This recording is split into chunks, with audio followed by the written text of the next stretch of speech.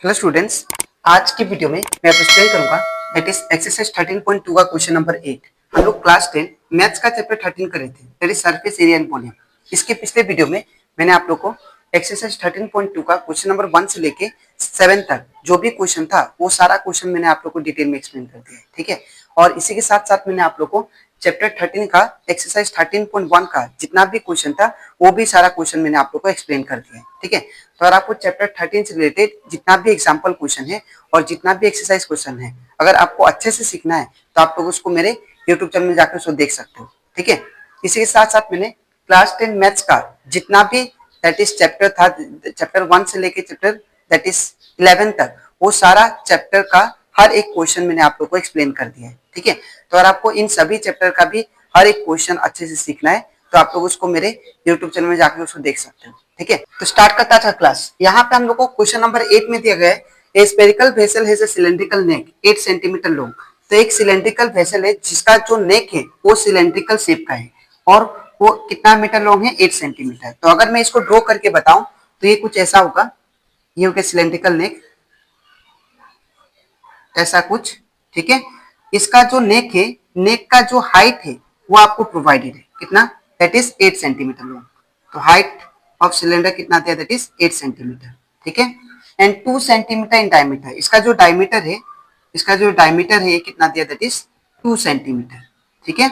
और क्या बोला, the diameter of the spherical part is 8.5 centimetre. तो अब ये जो वेसल है इसके दैट इज नीचे एक वेसल टाइप का है, ठीक है। एक स्फेरिकल पार्ट भी है इसका। तो स्फेरिकल पार्ट का जो डायमीटर है वो आपको दिया गया कितना, दैट इज देखिए यहाँ पे 8.5 सेंटीमीटर। तो इसका डायमीटर कितना, 8.5 सेंटीमीटर, ठीक है। By measuring the amount of water it holds a child find its volume to be 345 centimetre cube. इसमें जो वाटर भरा हुआ था उसको निकाल के जब एक चाइल्ड मेजर किया तो उसको वॉल्यूम कितना दिखाई दिया, 345 सेंटीमीटर क्यूब आया, ठीक है। अब हमें क्या करना है, जो वाटर उसने मेजर किया है वो सही है कि नहीं वो हमें फाइंड करना है, ठीक है। तो स्टार्ट करते हैं। सबसे पहले हम लोग क्या लिखेंगे गिवन में, दैट इज गिवन में रेडियस ऑफ, यहाँ पे डायमीटर दिया है किसका, सिलेंड्रिकल पार्ट का। तो यहाँ पे लिखते हैं diameter of cylindrical part of cylindrical part, ये कितना दिया, that is d equal to 2 centimetre, ठीक है। तो यहां से रेडियस निकाल लेते हैं हम लोग, radius of cylindrical part that is r1, इसको मान लेते हैं, ठीक है। तो इसका फॉर्मूला क्या होगा, d/2, ठीक है। रेडियस अगर निकालना होगा तो इसमें क्या करते हैं हम लोग, डायमीटर को 2 से डिवाइड कर देते हैं तो मुझे रेडियस मिल जाता है, ठीक है। तो 2/2 दैट इज 1 सेंटीमीटर, ठीक है। अब इतना करने के बाद अब यहाँ पे क्या दिया, that is diameter of the spherical part. तो यहाँ पे लिख लेते हैं diameter of spherical part that is d, ये कितना दिया, दैट इज 8.5 सेंटीमीटर। अब हम लोग क्या निकालेंगे, यहां से रेडियस निकालेंगे। तो radius of spherical part that is r equal to क्या आएगा, d/2। तो हम लोग डायमीटर को डिवाइड कर देंगे 2 से तो मुझे रेडियस मिल जाएगा, ठीक है, 8.5/2। और ये रेडियस को मैं r2 मान लेता हूँ, ठीक है, इसको r1 इसको r2, ठीक है। तो ये आ गया आपका दैट इज रेडियस। अब इतना करने के बाद अब मैं क्या करूंगा, यहाँ पे ध्यान से देखिए, यहाँ पे हम लोग को दैट इज टोटल वॉल्यूम निकालना है इस वेसल का, ठीक है। तो यहाँ पे लिख लेते हैं देयरफॉर वॉल्यूम ऑफ वेसल। तो वॉल्यूम ऑफ वेसल कैसे आएगा, हम लोग क्या करेंगे, वॉल्यूम ऑफ सिलेंड्रिकल पार्ट को प्लस कर देंगे volume of that is spherical part के साथ, तो मुझे टोटल वॉल्यूम ऑफ वेसल मिल जाएगा, ठीक है। तो यहाँ पे लिखेंगे volume of cylindrical part plus volume of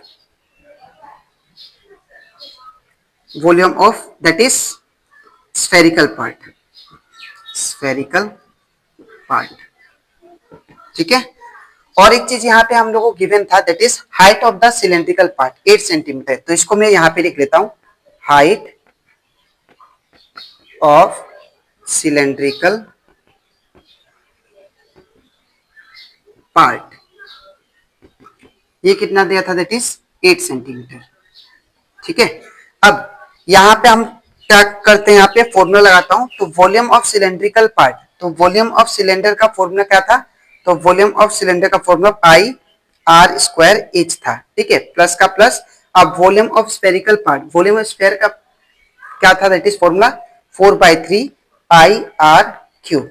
तो यहाँ पे हम लोग क्या कहेंगे, ये हो गया हमारा दैट इज सिलेंड्रिकल पार्ट है तो R1 होगा और ये हो जाएगा R2।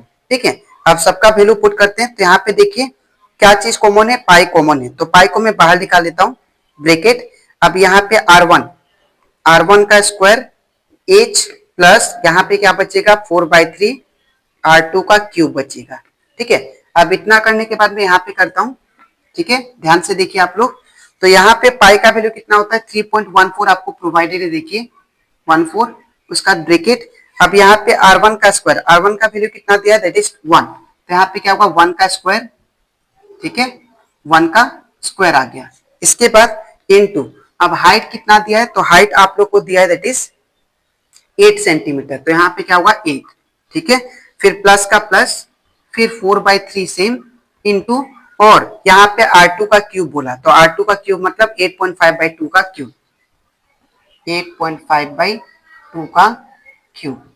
ठीक है, अब इतना करने के बाद इसको मैं आगे सोल्व करता हूँ, तो इसको मैं पॉइंट से हटाऊंगा तो कितना आएगा 314/100।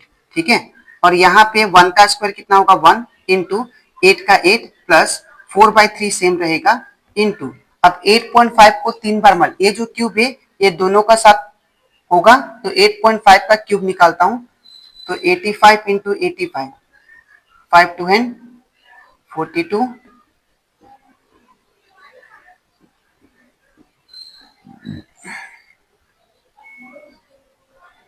7,225, और इसको फिर से मैं किससे मल्टीप्लाई करूंगा 85 से, क्योंकि 2 बार कर चुका हूं और 1 बार मल्टीप्लाई करना है 85, तो 5 5 जा 25, 5 2 हैंड, 5 जा 10, 12, 2 1 हैंड, 10 1 हैंड 36, उसके बाद 0 4 हैंड, 0 2 हैंड,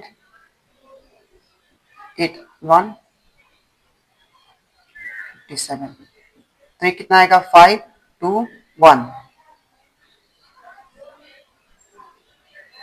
तो कितना गया 614,125, तो यहाँ पे 614,125 आ गया, और यहाँ पे कितना डिजिट के बाद पॉइंट लगेगा 8.5 3 बार मल्टीप्लाई हुआ है, तो इसीलिए पीछे से 3 डिजिट के बाद पॉइंट लग जाएगा। ठीक है, अब यहाँ पे 2 का क्यूब कितना होता है, तो 2 का क्यूब दैट इज 8 होता है। ठीक है, तो यहाँ पे 8 आ जाएगा, 2 को 3 बार मल्टीप्लाई करने से कितना आता है 8। ठीक है, अब इतना करने के बाद अब हम लोग क्या करेंगे, इसको आगे सिंप्लीफाई करते हैं, तो 314/100 ये सेम रहेगा। अब ये 8 1 का कितना हो गया 8 प्लस, अब यहाँ पे इसको 4 के साथ मल्टीप्लाई कर देता हूँ, तो 614,125 को जब हम लोग 4 से मल्टीप्लाई करेंगे कितना होगा 2 है 0 1 5 5 24, तो ये कितना आ गया दैट इज 2456500, और यहाँ पे पीछे से 3 डिजिट के बाद पॉइंट है तो यहाँ पे पॉइंट लग जाएगा, नीचे कितना होगा दैट इज 8 3 24।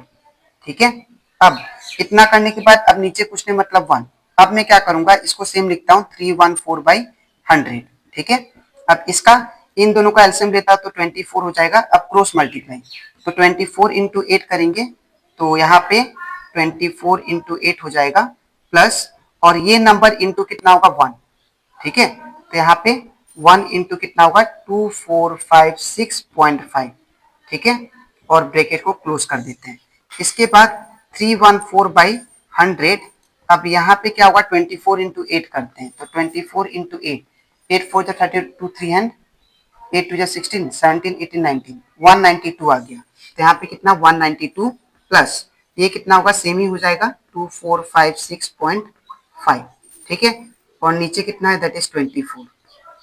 अब इन दोनों को प्लस करता हूं, तो इन दोनों को जब प्लस करूंगा दैट इज 2456.5 को 192 के साथ प्लस करता हूं, तो ये कितना आएगा 5.5 862 दैट इज 2648.5। तो यहाँ पे कितना आएगा 314/100 इंटू ये कितना आएगा दैट इज 2648.5 2648.5 और नीचे कितना है दैट इज 24। ठीक है, अब इतना करने के बाद इन दोनों को मैं मल्टीप्लाई कर लेता हूं तो 314 इंटू 2648.5 तो ये कितना आ जाएगा दैट इज 3831629। ठीक है, और होल डिवाइड बाय नीचे कितना आएगा 100 इंटू 24 इट बिकम 2400। ठीक है, जब इसको डिवाइड करेंगे हम लोग तो इसको डिवाइड करने के बाद आपका कितना आएगा दैट इज 346.51। ठीक है, तो अगर आप लोग ध्यान से देखो तो हमारा वॉल्यूम ऑफ वेसल जो आया वो कितना है 346.51। ठीक है, लेकिन जो मेजर किया था स्टूडेंट ने वो उसका वॉल्यूम कितना था 345। तो ये दोनों जो है ये सेम नहीं है, तो एग्जैक्ट हमारा वॉल्यूम ये है, तो उसका जो मेजरमेंट है वो क्या है गलत है। ठीक है, तो आई होप आपको ये दैट इज एक्सरसाइज 13.2 का क्वेश्चन नंबर 8 भी आपको अच्छे से क्लियर हो गया होगा। ठीक है, तो यहां से हम लोग एक्सरसाइज 13.2 का जितना भी क्वेश्चन था वो सारा मैंने आप लोगों को करवा दिया। ठीक है, तो आपको लिखना कैसे हम बता देता हूँ। सबसे पहले ये पार्ट और इसके नीचे आपको ये लिखना है। ठीक है, तो अब इसके नेक्स्ट वीडियो में मैं आप लोग एक्सप्लेन करूंगा।